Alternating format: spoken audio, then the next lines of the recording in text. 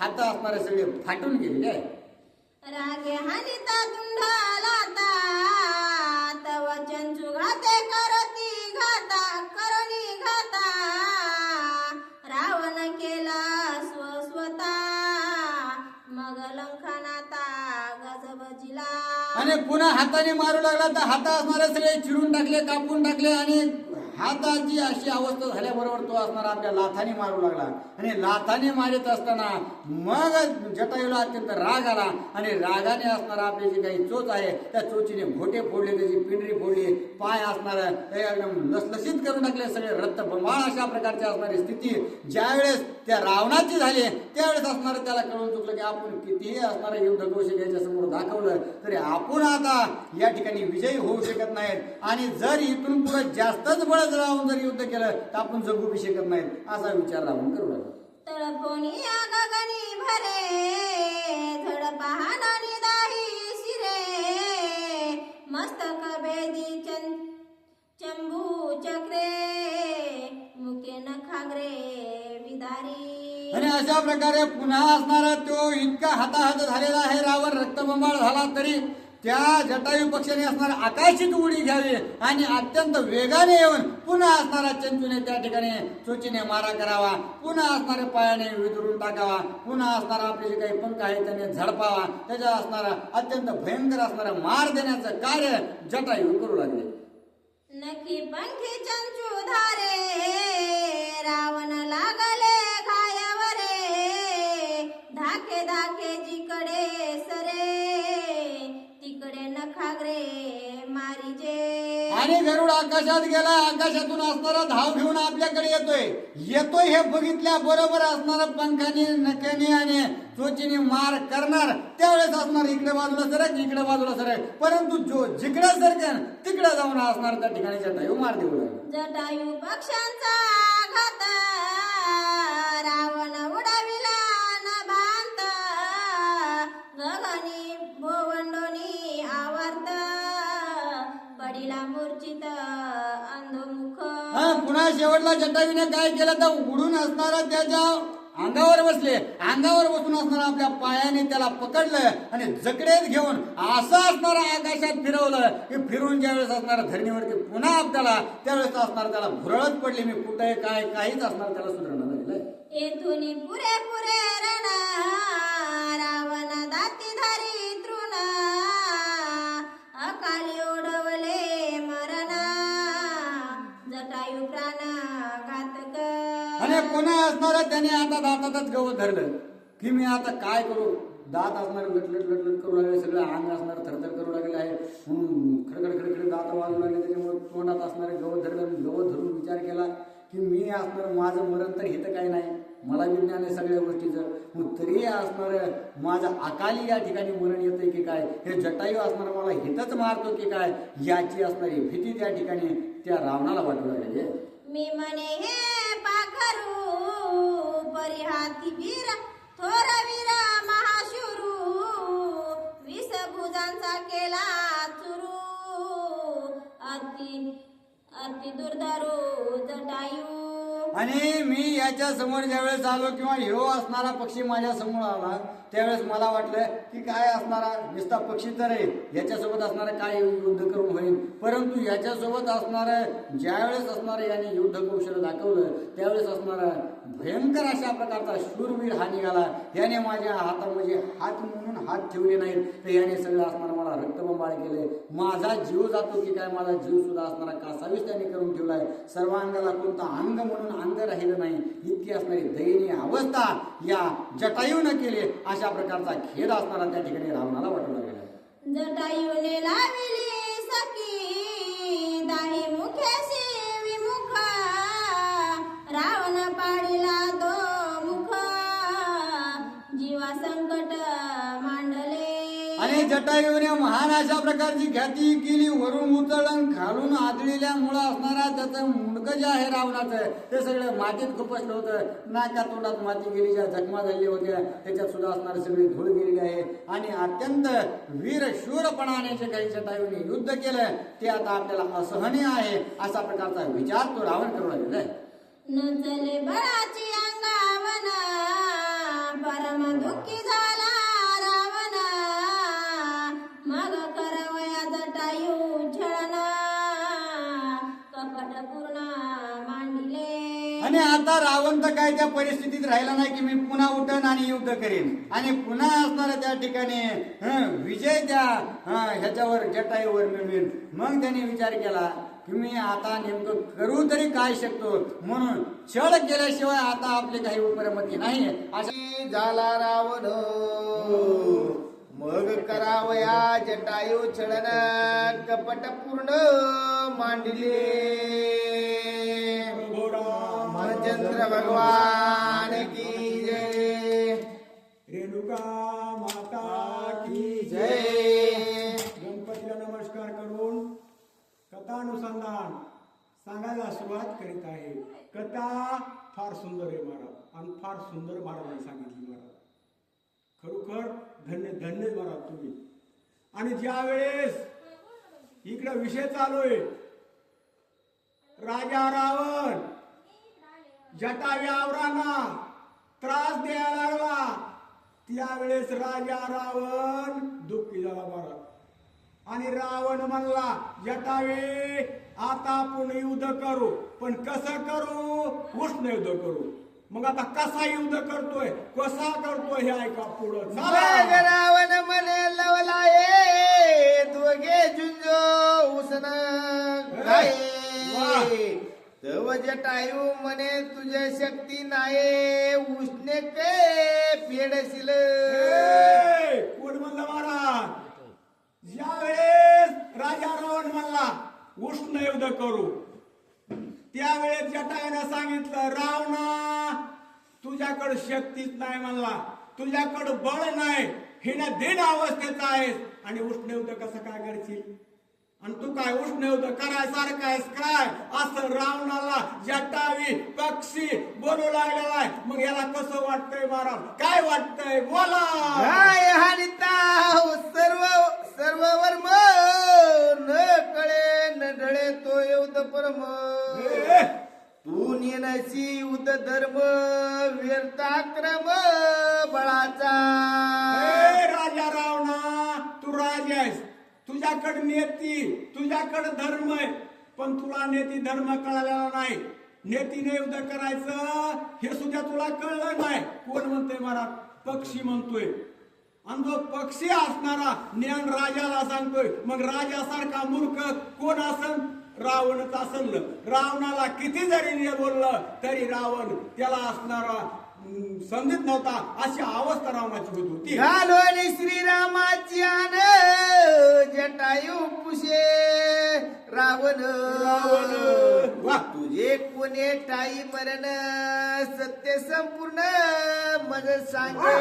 राजा रावण माया करायला कपट करायला त्याला सांगायचीच गरज होती मला. मायावी कपटी ही असणारे राक्षस होती.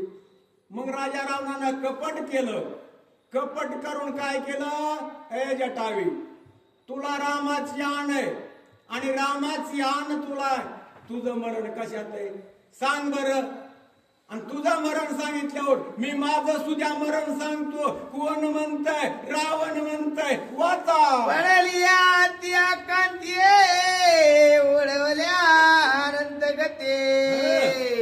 हरिभक्त सत्य न बोलते जाण निश्चिती परीक्षणाता. साधू जन साधा फुले हित गेला नरदिये आता कैसा भगवंत. तसा म्हणले भगवंत नाही.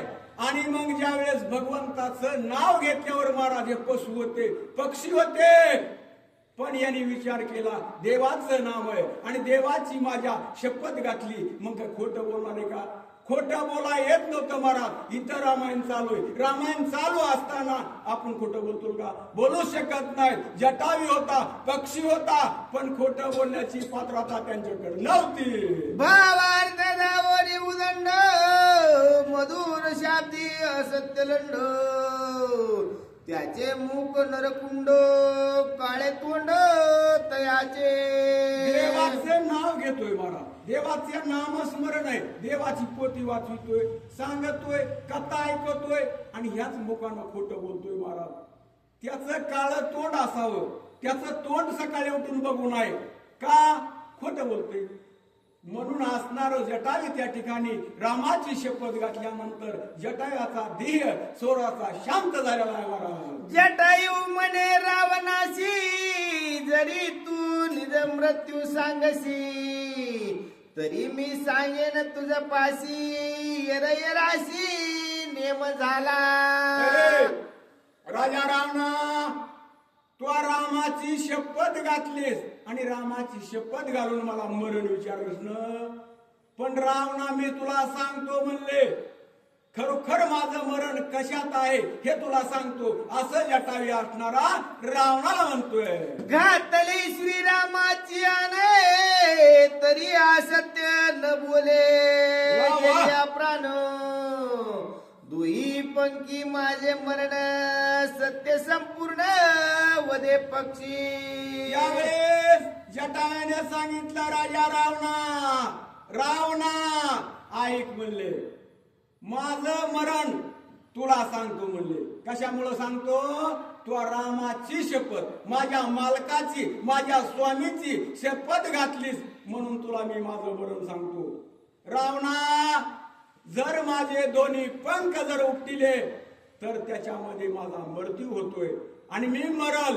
असं मरण सांगितल्यावर महाराज राजा रावणाला खोटच पाहिजे होतं, पण कसं तरी फसवून ठकवून मारायचं होतं. रावण जरा शांत झालाय. कसा झाला महाराज? पुढं वाचा. रावण छळवादी पातकी, मृत्यू सांगे वामांगुष्टी नकी. जटायू सांगे दुही पांकी, युद्ध सात्विकी सत्यवादी. वा. राजा रावणानं जटायूनं मरण सांगितलं, माझे पंख उपटिले, माझा प्राण जाईल, माझं मरण पंखात आहे. खरं सांगितलं, सत्य सांगितलं. पण राजा रावणानं खोटं सांगितलं महाराज. काय सांगितलं? माझ्या डाव्या पायाच्या अंगठ्यात माझं मरण आहे म्हणला आणि हे खोटं बोललं आणि खोटं बोलून सांगितलं महाराज. आता पुढं काय होतंय ऐकू. जटायू तळपोनी आदेक, छेदले वामांगुष्टी नक. वा वा. तो हातातळी आले पापंक, येर निशंक उपटिले. वा वा. त्यावेळेस काय झालं महाराज? जटानं आकाशामध्ये उड्डाण घेतलं आणि आकाशात उड्डाण घेतलं आणि याचा डावा पायाचा अंगठा होता का? कुणाचा? राजा रावणाचा. वरून असणारी एकच झडप घेतली महाराज आणि चुंचीमध्ये डाव्या पायाचा चुरा केला महाराज, तोडला. पण रावण मेला नाही ना, जिवंत राहिला. आणि जटायूने एवढी संधी रावणानं पाहिली. जटायूची पंख हातात आली महाराज आणि पंख हातात आल्यानंतर ती पंख उपटली महाराज. मग जटायूची अवस्था कशी झाली महाराज? रावणाचा छेदिला अंगोष्टा, तेथे झाला ओंडा पट्टा. त्रिंबकाचे निकट घाटा, ओंडा पट्टा प्रसिद्ध. राजा रावणाचा अंगुठा छेदन केला. तिथं काय झालं महाराज? अंगुठा पट्टा त्या ठिकाणी झाला आणि तिथे एक घाट निर्माण झाला. का? या रावणाचा अंगुठा तोडलेला होता आणि त्या अवस्था त्या ठिकाणचा आता सध्याला तीर्थ आहे. त्या ठिकाणी जाऊन दर्शन घेण्यासाठी कुणाला जायचं असलं तर जा, दर्शन घेऊन या. जटायू येता मरण, पडल्या करीत श्रीराम नाम स्मरण. नष्ट रावणे केले चळण, कुळ निर्दाळण ते कसे. यावेळेस राजा रावणाच्या हातामध्ये पंख आली आणि पंख आल्यानंतर ते पंख उपटिली महाराज रावणानं. मग जटायू गायाळ झाला, गायाळ अवस्था झाली आणि मग गायाळ अवस्था झाल्यामुळं मुखामध्ये रामाचं नामस्मरण आलं. श्रीराम जय राम जय जय राम असा जप करीत त्या ठिकाणी जटायू पडलेला आहे आणि त्या ठिकाणी राजा रावणाला विजय मिळाला महाराज. याला कार्य काय पाहिजे होतं? सीतेला चोरून घेऊन जायचं होतं. हे त्याचं कार्य हातात आलं, जटावी पडलं, अशी अवस्था झाली. वाचा छळवादी अति दुष्ट परम पापी क्रिया नष्ट वा. परदारी अति पापिष्ट भोगीशी कष्ट छळनाचे.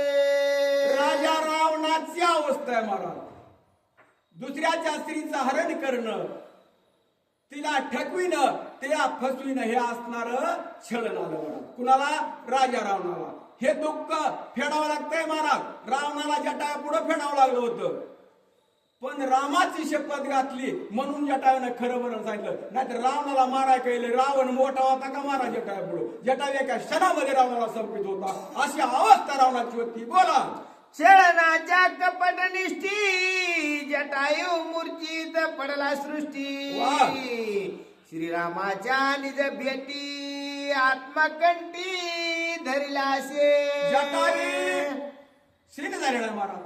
पंख उठल्यावर याला उठता येईना, हलता येईना आणि सीन झाला महाराज. आणि रामाचं नामस्मरण कंठामध्ये धरलं, हृदयामध्ये रामाची मूर्त, मुखामध्ये रामाचं नामस्मरण, चिंत रामाच्या पायाकडे लावलं. आणि कवा भगवंत येईल, कवा माझा राम येईल आणि रामाची आणि माझी भेट होईल याच्याकडे लक्ष जटावेचं लागलं महाराज. मुखी श्रीराम नाम स्मरणे चित्ती श्रीराम चिंतन नैनी श्रीराम अवलोकन हृदय ध्यान श्रीरामाचे. चित्तेला भगवंताचं नामस्मरण म्हणजे देवाचंच नाम लागलं. मुखामध्ये नाम, डोळ्यामध्ये दृष्टी बघण्याची जी होती ना ती रामाचं नामस्मरणाकडे लागली, देवाच्या पायाकडे लागली. खरोखर माझा भगवंत, माझा देव मला आता केव्हा भेटल? माझा आता प्राण चाललाय, माझा आता जीव जाणार आहे, पण देवाची माझी भेट होईल का ह्याच्याकडे लक्ष कुणाचं लागलंय? जटायूचं लागलंय. श्रीराम रूप देखे पाषाण श्रीराम रूप देखे तृण. वा वा. वृक्षवल्ली वन उपवन देखे संपूर्ण श्रीराम. जटायूचं अंतकरण आणि मन, चित्ता आणि डोळ्याची पाण्याची दृष्टी कशाकडे लागली महाराज? वलिया असो, गवत असो, पाषाण असो, दगड असो, चित्तीला भगवंत दिसू लागला, साक्षात देव दिसायला लागला महाराज. दुसरं काय दिसाना का? आता मृत्यू होणार आहे, माझा जीव जाणार आहे, आणि मी जर गेल्यानंतर मला जर देव भेटला तर मी मोक्षाच्या प्राप्तीला पावल, मोक्ष पदाला जाईल, एवढं भाग्य माझं श्रेष्ठ होईल असा जटायू म्हणत आहे. श्रीराम काजीवे चित्ता प्राण श्रीराम कृपाळू आपण सर्व रूपे स्वय संपूर्ण आला वेर सोन भेटीशी. देव प्रत्येकावर कृपा करणारा देव आहे महाराज, आणि प्रत्येकावर दया कृपा करणारा भगवंत आहे. आणि मग देवाची जर कृपा नसेल तर आपण हे ग्रंथ लावतो का महाराज? कार्य करतो का? देव कृपाळ होता, भक्ताच्या पाठीशी उभा राहणारा होता, असा देव होता. चित्ती नाही आस त्याचा पांडुरंग दास, असे भक्ताची घरी कामेन सांगता करी. देवाला भक्ताचं काम सांगावं लागत नाही, देव मनानच भक्ताचं कार्य करतो महाराज. असं देव जटायू चिंतित पडलाय, चिंता लागली, देवाला हे कळालं, आणि देव लगे धावून आता देव त्याच्या भेटीला येतील. आद्या जरा संपत आलेला असं. जटायूच्या निज पोटी अंती श्रीराम देखावा दृष्टी, देह पडला स्वय सृष्टी आला भेटी निज भक्ता. ज्यावेळेस देवाला अंतकरण भक्ताचं देव जाणणारा होता, देवानं जटायूचं अंतकरण जाणलं, संकटात पडलेला आहे, आणि त्याच्या भेटीसाठी, त्याला भेटी देण्यासाठी ह्या आद्यामध्ये नव्हे का पुढल्या आद्यामध्ये जटायूची आणि प्रभू रामचंद्राची भेट होईल. आणि भेट झाल्यानंतर जटावी रावणाचा वृत्तांत रामादी सांगतील, आणि हे वृत्तांत पुढल्या आद्यामध्ये आपल्याला काय? रावण न्वये माझा वैरी तो परमार्थ सहायकारी. श्रीराम भेटविला चराचरी सुख सागरी सुखी केले त्यावेळी जटायू राम राम राम असं नाम मुखातून होतं मला. पण जटायू म्हणला रावण माझा वैरी नाही, माझा दुश्मन नाही. रावणामुळं पुन्हा मला राम भेटतोय, पुन्हा मला रामाची माझी भेट होणार आहे. धन्य धन्य असणारा रावण माझा उपकारी आहे असा जटायू म्हणत आहे. निज भक्ताचे मनोगत पूर्वू जाणे श्री रघुनाथ जटायू जन्म मरणांतित आनंद भरित सुखी केला. भक्ताचा मनोरथ म्हणजे भक्ताच्या मनामध्ये काय हे देव जाणणार होता मला, आणि हे देवानं जाणलं आणि त्याचा मनोरथ म्हणजे त्या माणसाची इच्छा काय आहे मला ती इच्छा पुरवायचं काम साक्षात भगवंत देव करतो मला, आणि त्या देवानं जाणलेला आहे. आणि त्याची इच्छा पूर्ण करण्यासाठी देव आता जटायूची भेट पूर्ण घेते. एका जनार्दना शरणे जटायू छळणे वदी रावणो पुनरूपी तो सीता हरण करीला आपण ते ऐका. आता आद्या संपला मला. एका जनार्दना शरण आणि पुढल्या द्यामध्ये आता खरोखर भगवंत जटायाची भेट घेतील, आणि जटायाची भेट घेऊन ज्या जटायाच्या मनातली जी इच्छा आहे ती ऐकून घेतील, आणि ऐकून घेऊन पुढील कार्य जे प्रभू रामचंद्र करणार आहेत हे पुढे असणारे करणार आहेत. अशी अवस्था भगवंत साक्षात देव करणारे म्हणजे. स्वस्ति श्री भावार्थ रामायणे अयोध्याकांडे अरण्यकांडे एकाकार्टिकाय जटायू चरणं नाम सप्तमोदशोमाध्याय.